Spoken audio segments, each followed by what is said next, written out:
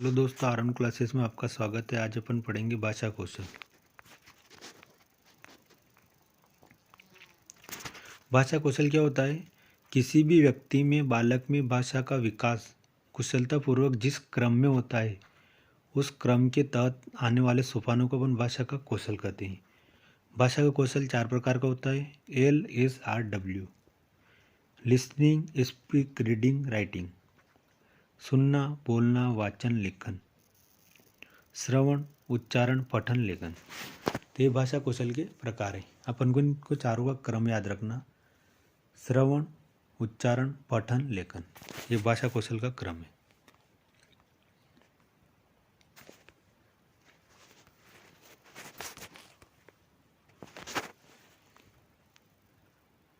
भाषा कौशल का क्रम कैसा है? LSRW। लेकिन अगर क्वेश्चन में स्पेशली यूँ दे दे कि श्री मारिया मांटेसरी के अनुसार भाषा का कौशल का क्रम क्या है, तो फिर इसमें बदल जाएगा। सुनना, बोलना, लिखना और पढ़ना। तो लिखना पहले आ जाएगा और पढ़ना बाद में आएगा। लेकिन ऐसे नॉर्मल रूप से पूछ ले कि भाषा कौशल का क्रम क्या है, तो सुनना, बोलना, पढ़ना और लिखना, LSRW। और अगर मारिया मांटेसरी के अनुसार पूछे तो LSWR। अब इन चारों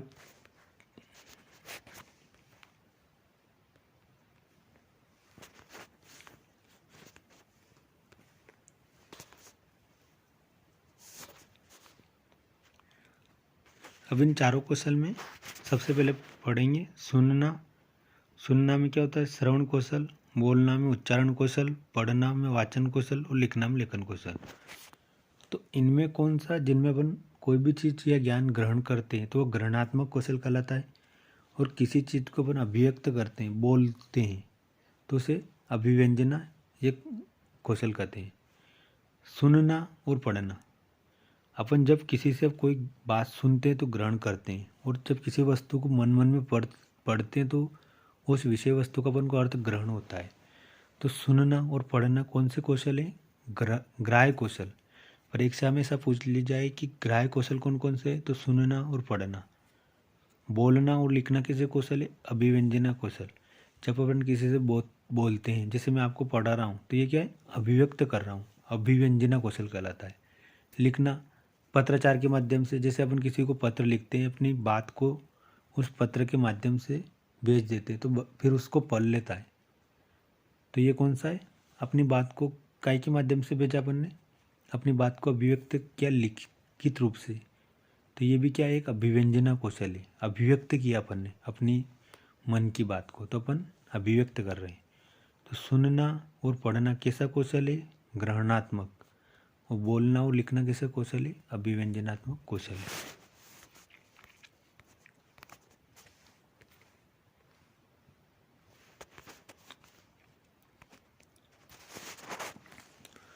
सुनना प्राथमिक आधार कौशल है। बोलना द्वितीय कौशल है। पढ़ना प्राथमिक आधार कौशल है। लिखना द्वितीय कौशल है।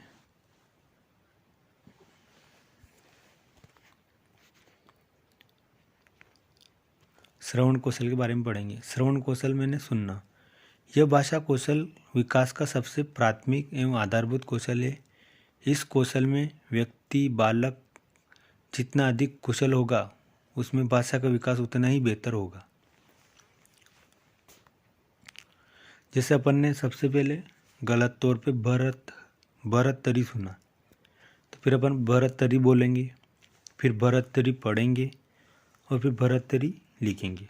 अगर अपन ने सही सुना कि भर्तहरि, फिर अपन भर्तृहरि बोलेंगे, फिर भर्तहरि लिखेंगे, पढ़ेंगे मतलब, और फिर भर्तहरि लिखेंगे। तो जैसा अपन सुनेंगे वैसा अपन बोलेंगे और वैसे ही पढ़ेंगे और वैसे ही लिख देंगे। तो ये क्रम होता है। श्रवण कौशल के लिए आवश्यक है। श्रवण कौशल के लिए अपन को क्या बातें ध्यान रखना है? सबसे पहले आवश्यकता है कि ठीक प्रकार से सुनना। इसके लिए कान ठीक होना चाहिए, क्योंकि जब तक व्यक्ति सुनेगा नहीं तो वह बोलेगा कैसा? नोट एक सर्वे से यह पता चला कि लगभग 95% वे लोग गूंगे होते हैं जो सुनते नहीं हैं। जब वो सुनेंगे नहीं तो बोलेंगे क्या? तो सुनने के लिए सबसे पहले अपने कान सही होना चाहिए।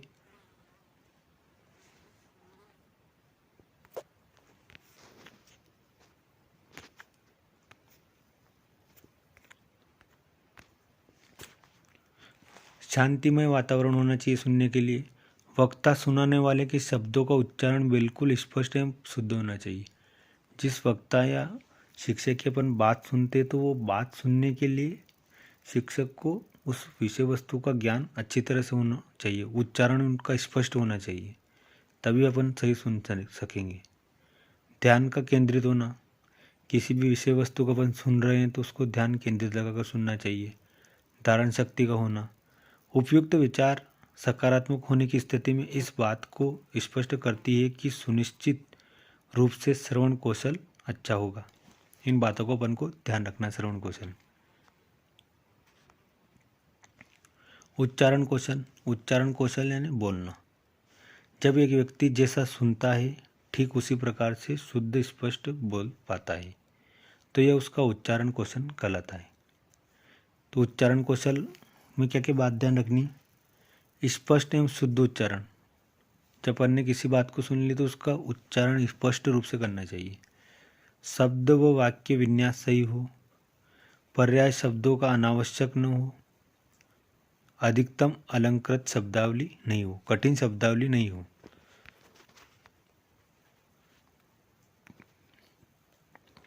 अपन उच्चारण कौशल में बाधक तत्व, अपन उच्चारण करते हैं तो कौन कौन से तत्व बाधा डालते हैं? शीघ्रता से बोलने की आदत। अगर अपन जल्दी जल्दी किसी विषय वस्तु को पढ़ाएंगे तो अपन से शब्द गलत बोलने की त्रुटि रहेगी। भौगोलिक वातावरण की प्रभाव, आसपास के वातावरण का प्रभाव पड़ता है, क्योंकि कुछ जगह अक्षर को कुछ क्या बोलते हैं और कुछ अक्षर को कुछ क्या बोलते हैं। कुछ अक्षर को अपने एमपी तक में अक्षर को अक्षर बोलते हैं और यूपी बिहार में चले जाओ वहाँ अक्षर को छ बोलेंगे, छ। तो ये भौगोलिक वातावरण के प्रभाव के कारण भी होता है। उच्चारण कौशल में शारीरिक मानसिक दोष, हकलाना या तुतलाना। तो अपन किसी वैसा वस्तु का उच्चारण करेंगे तो अगर अपन तोतले होंगे तो अपन से बोलाएगा नहीं। जैसे अपन को पढ़ना है उच्चारण, और अगर अपन तोतले होंगे तो उत्तालन उत्तालन ऐसे बोलेंगे, तो उससे क्या है कि अपने उच्चारण दोष में त्रुटि होगी। सामाजिक वातावरण का प्रभाव, जिस सामाजिक वातावरण में रहते तो वहाँ का भी प्रभाव पड़ेगा। अभिव्यक्ति क्षमताओं का अभाव,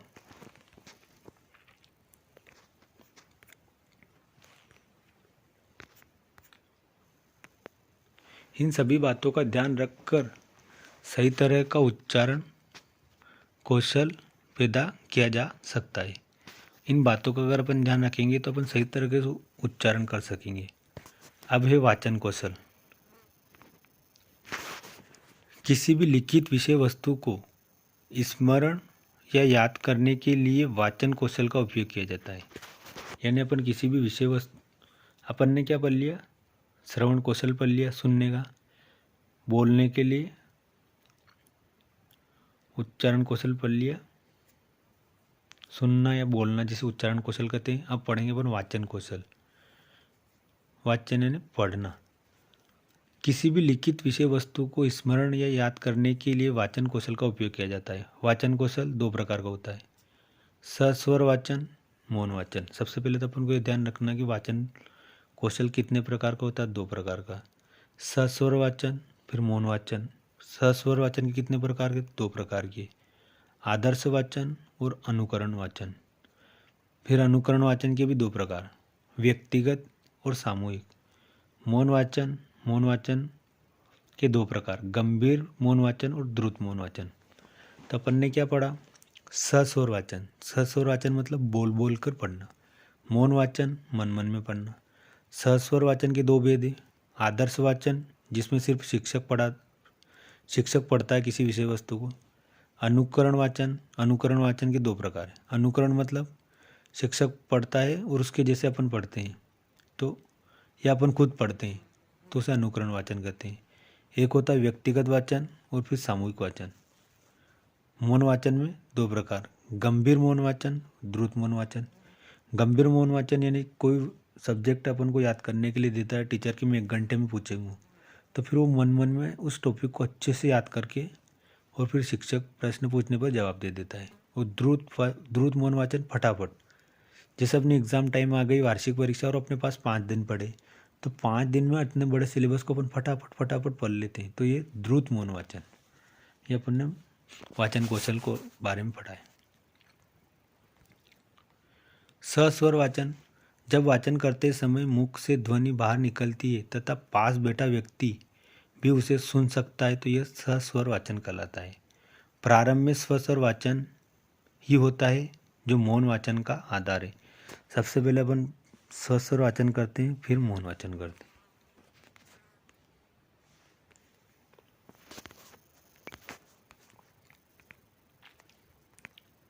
आदर्श वाचन, जब एक शिक्षक किसी विषय वस्तु को पहले स्वयं सस्वर वाचन करते हुए बालकों को सुनाता है, तो यह आदर्श सस्वर वाचन कहलाता है, जो केवल शिक्षक के द्वारा होता है।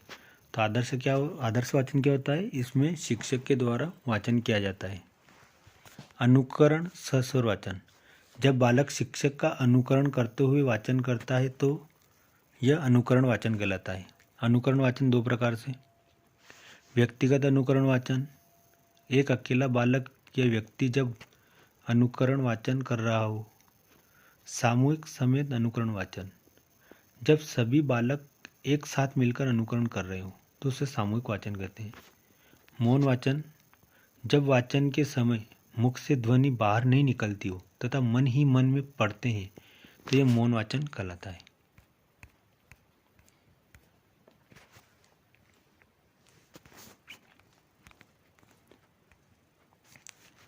मौन वाचन की शुरुआत कक्षा 3 से ही करनी चाहिए। तो ऐसा प्रश्न आ जाएगा, मौन वाचन की शुरुआत कितनी कक्षा से करनी चाहिए? तो 3 कक्षा से। परंतु सामान्य में यह कक्षा 6 से शुरू होता है। तो 3 साल से शुरू तो प्रतिभाशील बालों के लिए, और सामान्य तौर पर कक्षा 6 से मौन वाचन का शुरुआत होता है। मौन वाचन का उद्देश्य विषय वस्तु को याद करने, स्मरण करने से संबंधित होता है। अब गंभीर मौन वाचन, धीरे धीरे एवं गंभीरता से पढ़ना, जिससे कि विषय वस्तु निश्चित रूप से याद हो जाए, उसे गंभीर मौन वाचन कहते हैं।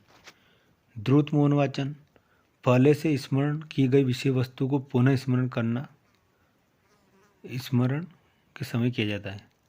द्रुत मौन वाचन, पहले से स्मरण की गई विषय वस्तु को पुनः स्मरण के समय याद किया जाता है, द्रुत मौन वाचन कहलाता है।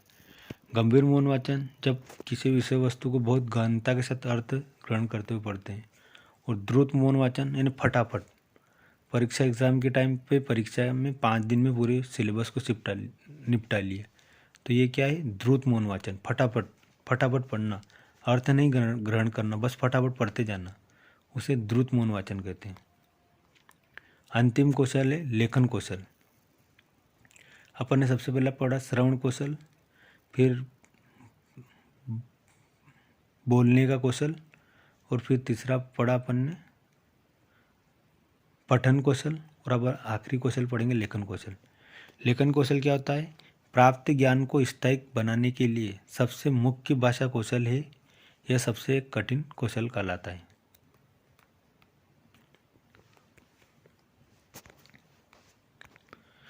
वर्तनी संबंधित त्रुटि न हो, तो लेखन कौशल में क्या क्या बात ध्यान रखनी? वर्तनी संबंधी त्रुटि न हो, लिखावट सुंदर होना चाहिए, लिखते समय सिरोबंद आवश्यक। सिरोबंद यानी जो ये सिरोबंद लिख रखा है तो उसके ऊपर लाइन खींचना, तो लिखते समय सिरोबंद आवश्यक। कलम से अधिकतम 1 इंच की ऊंचाई से पकड़ना एवं पुस्तिका व पेन के बीच 45 डिग्री का कोण ध्यान में रखते हुए लिखना, यह लेखन कौशल की विशेषता है। लेखन कौशल में मतलब बात ध्यान रखनी चाहिए अपन। तो ये अपन ने कौशलों के बारे में पढ़ा।